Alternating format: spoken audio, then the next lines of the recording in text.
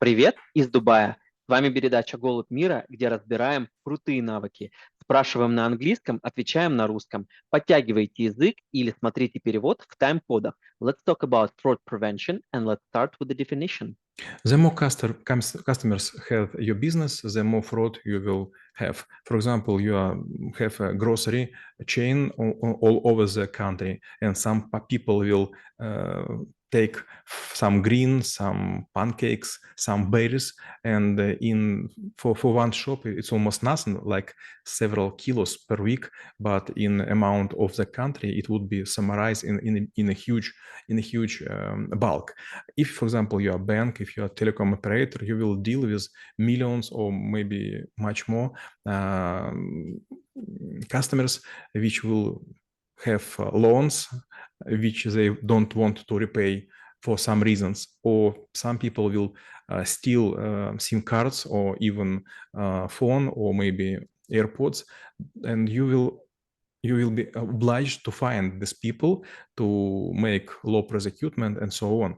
But sometimes it would be not easy because some of these people would be organized fraudsters and they are trying not to be catched. And you should have some knowledge to find the themes and to catch some people, to put them in jail, to show everyone that it is not worth to deal with you. And obviously, such a big discipline might be having like a multiple building blocks or even the principles that it's built on itself. So what are they and what do we need to be aware of before actually proceeding with the skill? You are quite right. Yes, it is starting from building blocks, and first you should make проектирование, projecting. Projecting. First, you should make projecting. So you should draw process on the paper and think on any arrow, on any bar, what would happen if something goes wrong? What would be your losses and how many you could accept, and how many risk assets you will write off. And you should, on second block, you should have a very strict contracts to be signed to avoid, for example, courts. If you will have some occasions and some facts are already proved, these people would be write off from their credit cards some of the money without any doubt and without any competition. And third, you should understand that some people will try to be tricky. It was a Ukrainian president, Leonid Kravchuk, and sometime he was asked how he would deal with something, and he answered, "I will go through the raindrops." То есть я пройду там среди капелек. Вот this procedure is so-called skip tracing. When you're trying to make like a social death, you will make phone calls, you will pay visit to place of work, place of living, place where colleagues working, present colleagues or even former colleagues, and in a short period of time, a lot of people would know that person in running and is followed by some people who want to take the money. And actually, on this question, I'm asking this because this is something that the company that I'm currently working on, they kind of also doing this kind of stuff. So on a social depths, probably there might be some sort of like a moral or ethical things, or maybe a legal things, because like, are you as the entity, as the business entity, eligible to do something? So this will be the first part. And the second part, like whether you actually have to, like react on all of the crimes that happens within your business. You know, when you're working in such divisions like revenue assurance and fraud prevention, you became with a fat skin. Толстокожий, fat skin? Thick skin. Thick skin. So for very first time, you will make a very thorough calls and you will make a very low noise knocking to the door. But if you will work for 3 or several months, you will become more грубый, more rude. And you will use methods that will not suit the person you was several months before. So, for example, like 5 years ago, it was quite common to make calls on holidays, early at the morning, late night, to make calls even for children's. And for example, when I was studying revenue assurance and fraud prevention, I was in Czech Republic, and suddenly I learned that these collectors make call to teacher, to doctor, and to the mother. Well, I do believe you need to have like a good imagination and good some sort of like a level of cynicism in order to do this. But I do believe it's also justified from the company point of view. And hence my next question is like, how do you deal with the, I would say like a reputation damage? Because like at certain point of time they will know that like from this bank or from this entity, it is actually possible to get some sort of money. And let's say, for example, when you have B2B or like even B2C customers, they might be raising questions of like whether you even like reliable in order to put your money in. So how to deal with all of this? Let's remind us about skill which is called целевая модель продаж, goal model of sales. It would be correct? In a way. In a way, okay. And you should divide your so-called fraudster in several groups. For example, in my case, first we were dividing them for easy and difficult group. Easy, these persons which should not be reminded. They will repay with penny and penalties within 3 or 5 days.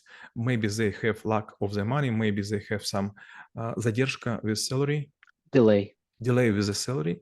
And difficult group, this people wouldn't pay if you will not try to reach them. So they expect that they will be lost. Sometimes they even use some tricks or some ways to bribe someone to be out of radars.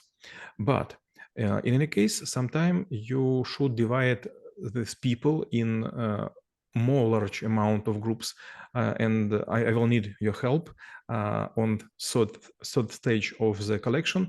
I realized that these people should be compared with fishes.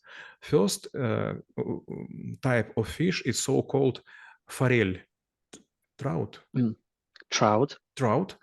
This is fish is on the surface, and if you will just put some bread, it will go out. Second kind of fish goes much deeper. It is called, I don't know how to say, карась, like a koi. Probably could use koi, but it's relevant. Okay, in a way. But it is a bit tricky fish, and it doesn't go to the surface when you make a calls. Second, it would be eel, угорь, correct? Eel. Yeah, it could be eel. Eel. If you will try to catch by hand, it is скользкий. Slick, like it is in a way. Slicky, and you're unable to hold with one hand. You should use several hands, maybe not just you, but also your partner. And last one, let me remember, catfish. Catfish. And the last one, it's so called наглый угорь. Наглый? Audacious. Audacious. Okay, audacious eel, which is converted to fat catfish. And this catfish laying on the ground in the mud, and you will become dirty if you will approach it. So if you divide these people for several groups, you should understand that with trout you will have no problem. This just calls. With this koi, you will be maybe sometimes go to the workplace, or maybe to find them close to the school with child, or even close to the nearest shop. But to deal with moray and with catfish, you will make social death not in a pleasant way. And it was time, for example, in Ukraine and Russia, when these collectors will come to your flat and will write something on your door with special paint, sometime on your door, sometime on your door, and also doors of your neighbors. And if your door is dirty, it's your problem. But if your name would be put on neighbors' doors, it's also your problem, but also you will be hated. Well, I do believe it takes like a different level of the, like a world perception in order to try to make someone's death. But again, like it's also might be paying off like in a long term, and sometimes it's also good to make a very nice and loud example for other people, so that the rest of them actually will, be naturally those types of the fishes. But when it comes to different level of fraud fighting, so what kind of the preventions, what kind of mechanisms might be built in order to achieve the best possible result? You know, you could have several nets. First net, this is projection. If you or projecting, if you will build your process in well style, in correct style, you will reduce the amount of fraudster, no, at least in 2 or 3 times. Usually, if you have a fraud level like 10%, it is a problem. Then you should understand all other steps. For example, if it is easier to write off, maybe you will make write-off. Small sums in a large amount of clients, better to write off. If you, for example, could use another ways, you could use, for example, insurance, and some people will pay additional money, and if it would be a fraud case, it would be covered by insurance. And do you remember this series of book, Still Red? Stainless steel red. Sorry? Stainless steel red. Stainless steel red. It is was several times in this book that banks never lose money because they are under insurance cover. Yeah, it's fair enough. So obviously, when we're trying to build like a complex systems, or like have like an interactions with the people and analyzing the data and doing all of the procedures, obviously might be a room for mistakes, like in whatever ways. So what might be the top 3 mistakes when we do fraud prevention? Oh, it is hardly to say, and it is a very unpleasant topic for me. But anyway, I was trying a different way how to find fraudsters. And for sure, as a mathematician, I was trying to use some mathematical methods, and some of them were distracting. For example, I was trying to implement so-called method Lambrazzo. It was a scientist or pseudoscientist who invented that some people has potential criminality, and it could be recovered by understanding their face. I put 11 dots on the face of our clients, like distance between eyes, size between middle of the eyes to the end of the nose, first lip, sorry, how to say this? Chin, and from the middle of the nose up to the start of the ear, and so on. And sometimes it was working quite well, but there is a Russian saying, лес рубят, щепки летят. When we cut woods, there are some parts of this wood will go not to something use, but it will fall on the ground and will not serve us. The same was in this case. Some people were достойные. Decent, and they were rejected of the credit. And when they give us appeal, I was sadly saying that yes, it is our error. For example, mistake. It was a very funny case. It was a girl who applied for the loan, and my system rejected with the reason the age doesn't seem to be right. And when this girl comes to us, I couldn't believe. In her documents, he was aged like 27, but on the face it was like 60 years old woman. But suddenly she showed us a paper from a doctor. She has a special kind of disease with very, very rapid olderness. Well, I guess it's also might be some sort of like extreme cases that would lead to all of these false positives. And again, like when we talk about the technology, currently, I do believe there are a lot of, like AI or whatever systems that it's actually trying to do is like a fraud fighting or fraud prevention, analyzing the transactions, or even in the KYC process, which is like know your customer, when you're trying to identify who is who and whether they match to information they provide. There is also some sort of like improvements that potentially could be done. So the question is like whether currently technology still can help the owner of the business, or they still need to rely on their own methods. Never rely on AI, artificial intellect, or black boxes and so on. I was working with Experian. It is a huge Britain located company, and it is on almost each country has a part or her own credit bureau. And these people are very skillful in fraud prevention. And I was also thinking maybe I should buy this decision. It was called like Hunter.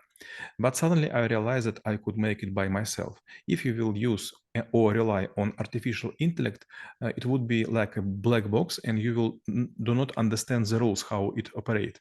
But if you will make it by yourself, you could improve the rules and you will be, your hands will be not tied with cufflinks of payments and future development and so on. If you use, for example, some like scoring or verification or some other procedures, you should use so-called Gemini and Smirnov-Kolmogorov curves, special mathematical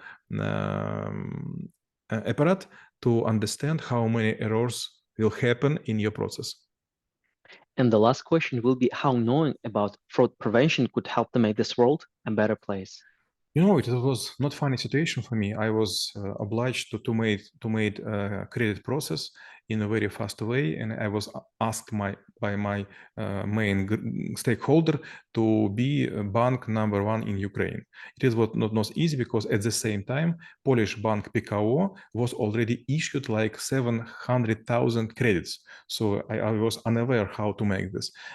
Apparently, I created a system which was called Alpha Check, and we were taking create this decision for very first time for 35 minutes, then for 10 minutes, then for 18 seconds, and then it was 6 decisions per second.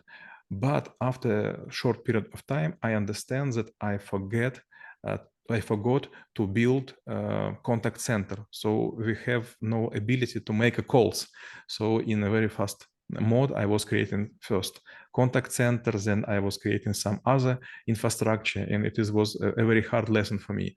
To build just pure process is not enough. You will always have some people among your employees, among your customers, among your intermediaries, intermediaries, yes? Yes.